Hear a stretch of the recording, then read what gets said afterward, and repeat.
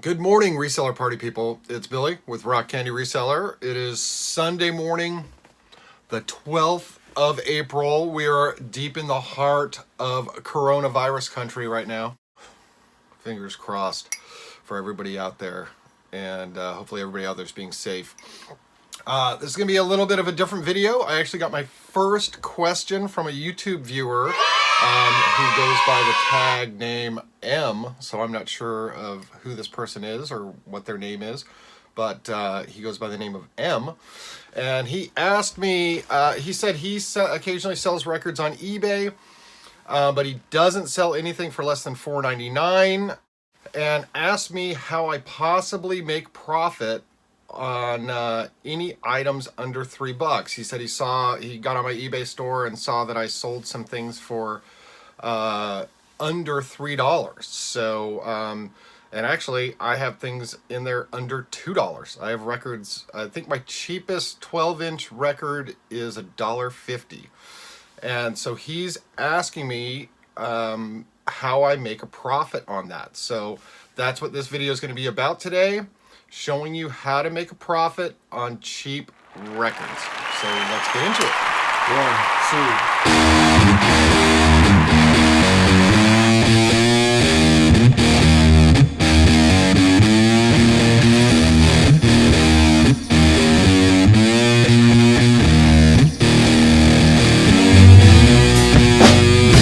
So M's question is, how do you make profit on selling cheap records? And the simple answer is you can,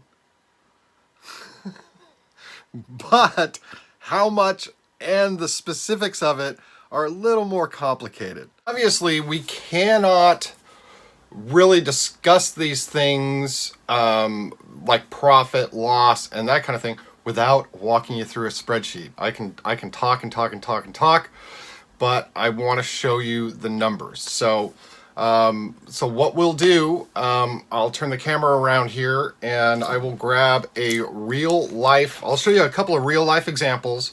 Right now, I think this is the cheapest. I have a couple of records, I think, priced at $1.50 plus shipping, which is the cheapest 12-inch records that I have listed right now. This happens to be one.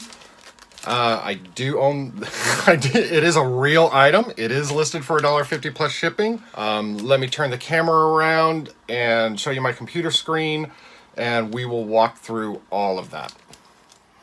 Okay, so as you can see my name right there of my store. That is me, Rock Candy Music 66. That is the name of my eBay store.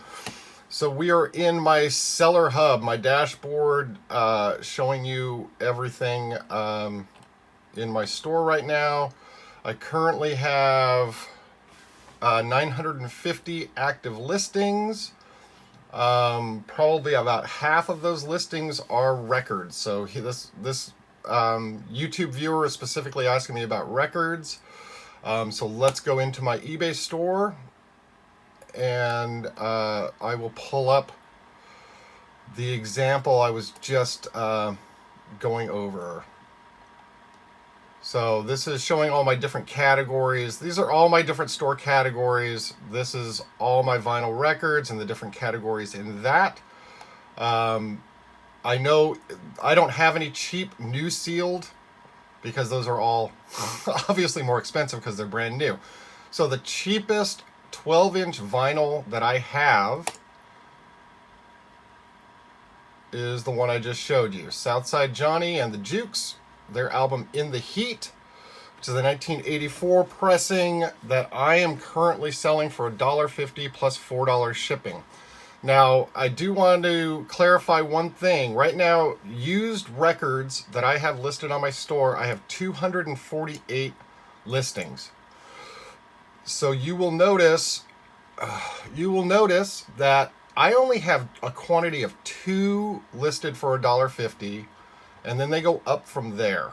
I have a bunch more listed at $2, then they go up from there. But you're talking about,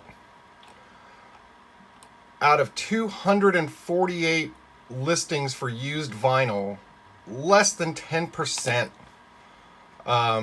is under $3 or $4, less than 10% of my listings. Most of my listings, I don't know how many pages total of listings that I have, but for instance, you go to the third page of my listings and they start going up from there. So for used vinyl, prices can be all over the place. You have rare, you have not so rare, you have very, very common, which is what, obviously that's when I sell them for $1.50 or whatever. So anyway, enough about that. But I just want to clarify, in no way, shape, or form is the bulk of my listings at that price point. It's a very small amount of my listings are $3 or under. But because that is the question he asked, I want to get into that. So, Southside Johnny album, I have listed for $1.50 plus $4 shipping. And M's question is, how do I make a profit on that? So, just wanted to show you a real life example. So let me open my spreadsheet and we will break that down for you. So I keep track, as you've seen in some of my other number videos where I go through my numbers and financials and all that, I keep track of everything. I keep track of all my totals. I have individual, I don't want to open those because it shows my vendors, and I don't know y'all like that yet. So, but I have a spreadsheet set up for every month in which I break down all my sales by item by day. I keep track of every single item I sell. Actually, let me adjust that so you guys can see. Sorry about that. Excuse the poor camera work here. That's not gonna work. There we go. That way you can see my tabs that I'm pointing to. So anyway, I have a monthly spreadsheet that I set up to track my sales every month. Inside that monthly tab, I log every single item that I sell every day, what that item cost me, how much I sold it for, how much the shipping was. I keep track of all expenses and all sales and profit. And then all that information dumps into my monthly totals so this is like my gross sales, and then my profit column here has every cost taken out of it, from listing fees to shipping, final value fees, everything. This number is net, less any fees or anything. So the number one thing is I keep track of everything. I track every expense, every sale, whether that sale's $1 or $100, I keep track of everything and the profit on each sale. So, again, I apologize for my crappy camera work here. So, this spreadsheet I use to just keep track of or make note of how much profit I'm making on an item. Like if I get something new or different. At this point, I've been selling on eBay for so long, I know how much I'm gonna make, so I almost never go into this breakdown tab unless I purchase something out of the ordinary and I wanna see how much I need to sell it for to make a profit. But as far as vinyl records go, I know my numbers and I know how much I need to sell things for in order to make money. Now, how much money I actually profit or not, and whether it's worth it or not, that's up to your own personal decision making. But for vinyl records, and this is the example that we're using with Southside Johnny and the Jukes, I'm selling that album for $1.50, as I said. I don't ever sell any record with free shipping. I always have, it's a flat $4 shipping for every record that I sell. Every 12-inch record that I sell is a flat $4 shipping. And I ship all of my records out media mail. All of them, unless somebody requests something different. If somebody requests priority mail or something like that, I will send them, I'll upgrade their invoice or send them a separate invoice on PayPal to capture those additional fees. But my standard shipping on every record, every CD, anything that's media, I ship media mail. So every 12-inch record, like I said, I charge $4 shipping. So I'm never... So when M asked me, I see you sell things for less than $3, that's... Yes, I'm selling the Southside Johnny album for $1.50, but it's not really, because it's $1.50 plus $4 shipping.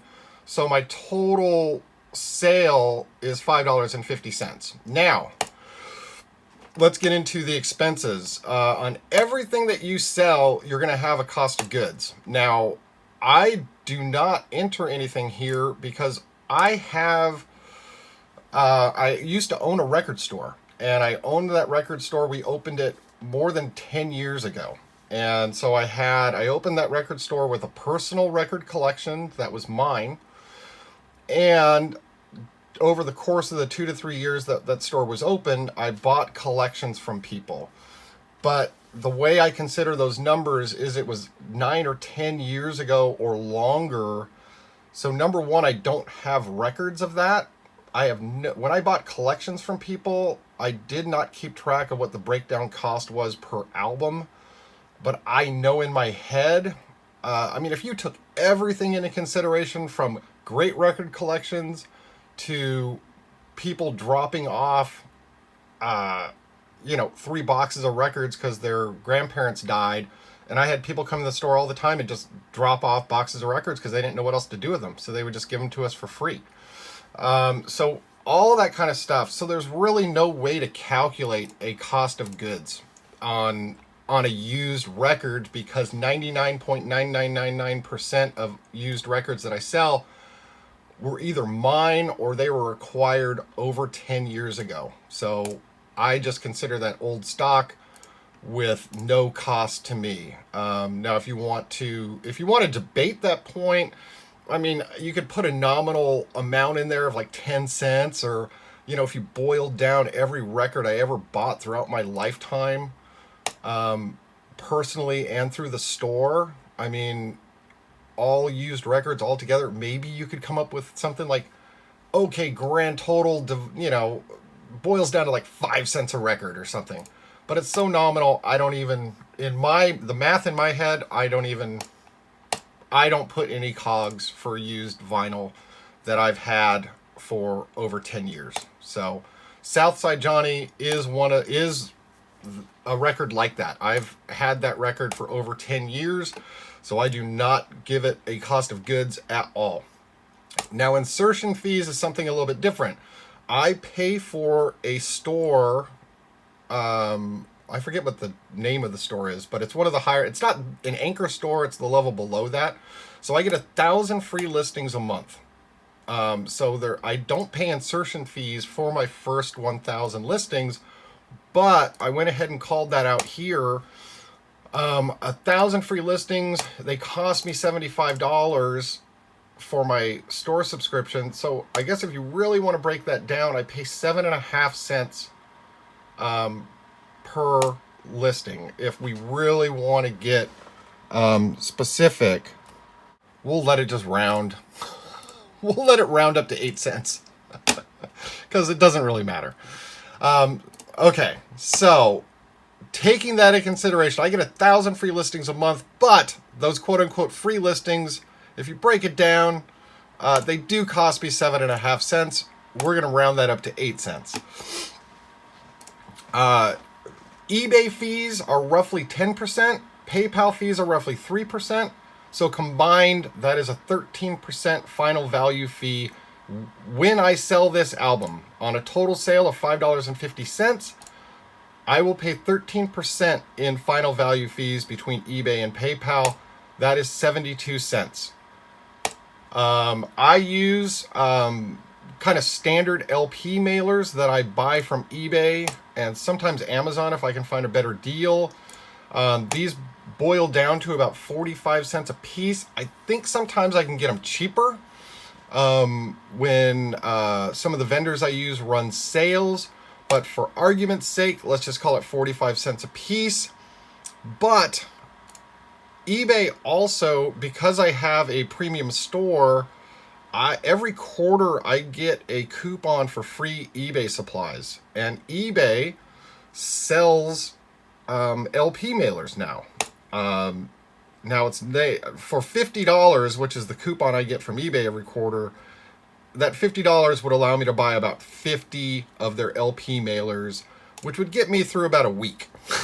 So it's not really that big of a deal, but I do want to call that out, that as having a premium store subscription, I do get free eBay supplies, and sometimes I purchase the LP mailers, which would lower this average amount down a little bit, but not significantly. So for argument's sake, we're just going to leave that at 45 cents per LP mailer.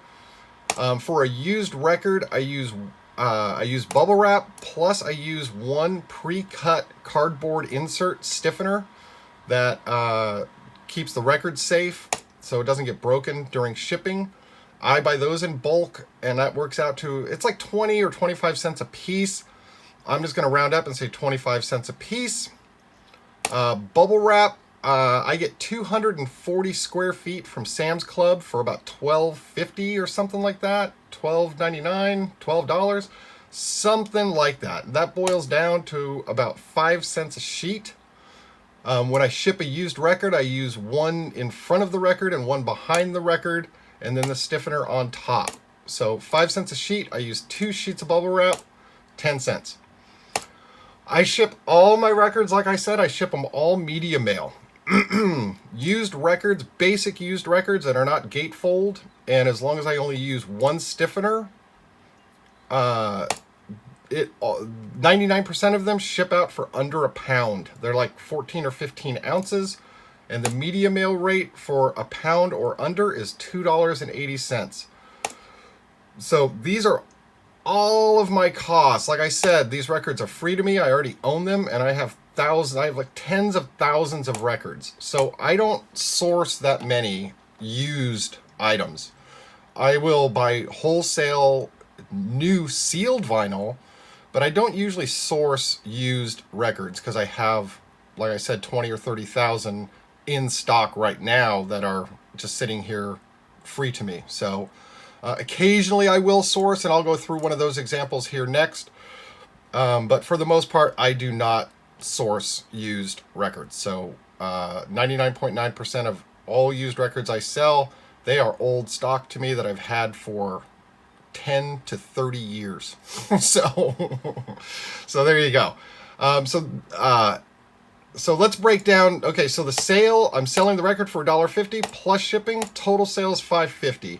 These are all my expenses. I'm paying 8 cents for the insertion fee, 72 cents in final value fees, and then these are all the costs for my supplies, and then $2.80 to ship it. It all boils down to $4.39. So after you take all that into consideration, my net profit on this record that I'm selling for $1.50, my net profit is $1.11. Now, something I forgot to mention is that, talking about cheap records and that kind of thing, the other kind of side reason you list things like that, in my opinion, is the hope that people will buy multiples, which happens at least 3 or 4 times a month, where somebody will buy, say, a brand new Metallica album, and then they'll see some other heavy metal album I have or something that's only $4 or $3 or something like that, and they'll just throw that in their cart also. And so that's always the hope when you list lower priced items, is that somebody will grab 2 or 3 of them. As I showed you, making a $1.11 profit on a $1.50 album is nothing to write home about. But if somebody buys 2 or 3 of them, then your profit adds up because your shipping cost per item goes down. I mean, if you add up 3 records, your weight is going to be over 2 pounds, but your shipping is still only $3.33. So your cost to ship 1 album is $2.80, but your cost to ship 3 albums per album is like $1 something. So your profit goes up. You make an extra $1 to $2 per album when people buy in bulk. And that's really the hope. I don't list cheap records hoping to just sell one cheap record. I'm hoping people will grab 2 or 3 of them because they're so cheap. And that's really the hope. And I give a shipping discount. That's the other thing I forgot to mention. If you buy one record, it's $4 to ship. They pay $4 in shipping. But if you buy 2, you pay $4 to ship the first one and only $1 to ship the second one. So they pay a total of $5 shipping, of which I just told you I only pay $3.33. So I make almost $2 on the shipping minus my supplies and all that. But that's really the point of that. When you sell, when you sell lower priced items, you're hoping people will buy more than one. And so that's that. Okay, so that covers 12-inch LPs.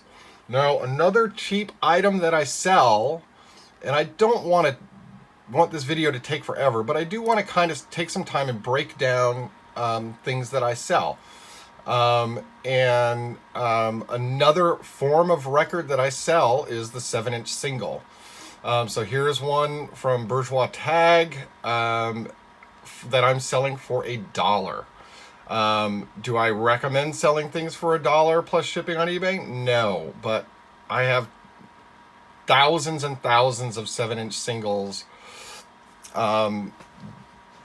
So I am selling those. And if I can make $1 or whatever on these items, I will do that. So let's take this example. This is a Bourgeois Tag.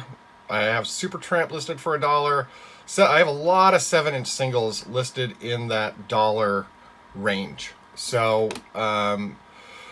let's take this example. I'm selling this one for $1, and 7-inch singles I only charge $3 shipping. So I even charge less shipping for a 7-inch single. So just ignore these headings for this example. This is for a 7-inch single. I am charging $1 for the single. I'm charging $3 for shipping. So the total sale will be $4. Again, these cost me nothing because I already own them. The insertion fee will stay the same. You can see the eBay PayPal fees automatically calculate to 13%. So on that $4 sale, my eBay and PayPal fees are 52 cents. Now, this is in here. It's an LP mailer, but it's a 7-inch single, so I don't use a full-size LP mailer. I think I get the 7-inch mailers for, I think, around 20 cents a piece because I buy in bulk, something like that. I do not use a pre-cut cardboard stiffener. I do put cardboard in there, but it's just old boxes that I cut to size, and so I make my own cardboard stiffeners for 7-inch singles. So that costs me nothing. It's just old cardboard that I have laying around. Bubble wrap, I use one sheet of bubble wrap that I put around. I wrap it around the entire 7-inch single. I completely wrap it. And because it's a 7-inch single, it weighs significantly less than a pound. I do ship it out media mail, and that under a pound media mail shipping cost is $2.80. Now here's really where you look at the feasibility of what I'm doing here. Because I'm selling this for $1. You break all that down on a $1 7-inch single, my net profit after all is said and done is only 36 cents. So what is the point of that? And again, the only thing I can say is my intention and hope is that somebody buys that and 2 others. And so that makes my profit more because they could buy two 7-inch singles and everything here would stay the same. Well, the PayPal fee would go up. So let's say they bought the Supertramp and the Bourgeois Tag. So they bought both of my $1 singles. I would charge them $3 for the first and $1 for the second. So their shipping cost would go up to $4. So the total sale would be $6. The PayPal fees automatically calculate. I guess the insertion fee would double because there's 2. So that would go to 16 cents, I guess. If we want to get real specific here. The mailer, they would ship in the same mailer. I would still only need 1 piece of bubble wrap, and it would still be under £1, so it would still only cost me that. So if somebody buys 2 7-inch singles, then you can see the profit. My profit went from 30-something cents to $2. So that's really the goal of when I sell the 7-inch singles. I'm hoping that they buy more than 1. Now, does that always happen? No. I have a lot of people that just buy 1. And do I make a lot of money when somebody buys 1 7-inch single? No, I don't.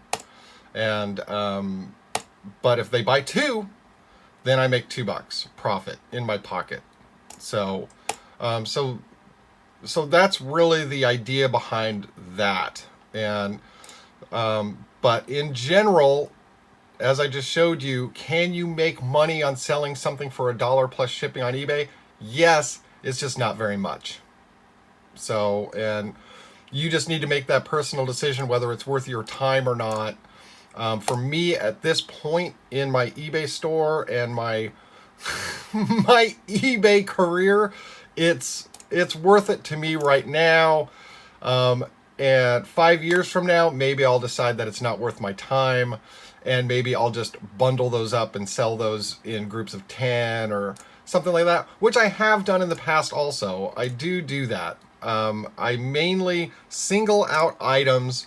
Like, I thought that was a cool single. I like that song. I like the Supertramp song. So if I think it's cool and interesting, I'll throw it up there as an individual listing. If this sits here for like 6 months or a year, then maybe I'll group all these together and sell them in one big lot, and just to get rid of them. So as you can see, I keep track of all of my numbers, and that's the number one recommendation to anyone out there, whether you're an online reseller, you have a brick and mortar store, you're in any kind of business. You need to keep track of your numbers, and you need to know your profit margins, whether they're big profit margins or tiny profit margins. You need to keep track of all of that. So that's the number one recommendation I can give to anyone out there who's reselling in any way, shape, or form, is keep track of your numbers. You need to know how much money you're making or not making. So number one recommendation, keep track of your numbers. And you keep track of your numbers with a spreadsheet. I mean, whether you have Excel or any other kind of accounting program. I use QuickBooks also, which keeps track of everything to the dollar. So once you set up a spreadsheet like this, I mean, you can plug, pardon me, you can plug any numbers you want. I mean, once you know your costs, and everyone's costs are different. I mean, you might find a better resource for buying your shipping supplies. So once, all these numbers will change depending on your situation. Maybe you don't have a premium eBay store, so your insertion fees will be different than mine. Maybe you have a different resource to buy your shipping supplies, so your LP mailers will be cheaper, or they might be more expensive. It just depends on your situation. But create a spreadsheet or some way to keep track of your costs, and then you can just plug all these numbers in. Maybe you buy a huge record collection from somebody on Craigslist, and your cost per record breaks down to 50 cents a piece, something like that. And so you sell your record for $2, but you actually have costs built into here. So it all depends on what your situation is. So once you've built yourself a spreadsheet with all your costs, all your firm costs are built in. So your cost of goods will change, your sales price will change, maybe your shipping price will change depending on what you're selling. But once you build yourself a spreadsheet like this, you can always calculate your profit and loss really easy once your spreadsheet is built. And I highly recommend doing that just so you get an idea of what your actual profit will be. So that's this complicated answer to M's very simple question. How do you make a profit on cheap records? And I even carried it even a step further. Why? Why? And the point is, it's money. And whether it's 50 cents, $1, $1.50, $2, it's still money. And would it be great if you could profit $100 on everything you sold? Of course, that would be great. But not every record is worth $100, and that's just fact. No one's going to pay $20 for a used Southside Johnny and the Jukes album. They're just not. It's not worth it. But it might be worth $5 to somebody or $5.50 to somebody. And if I can make $1 on that sale, I'll do it. So anyway, I hope that answers your question, Em. If you have any more questions or anybody else has any more questions, please leave them in the comments, and I will try and get to it. I really appreciate the question, Em, and I appreciate you watching my videos. And we will catch you all next time. Thanks a lot.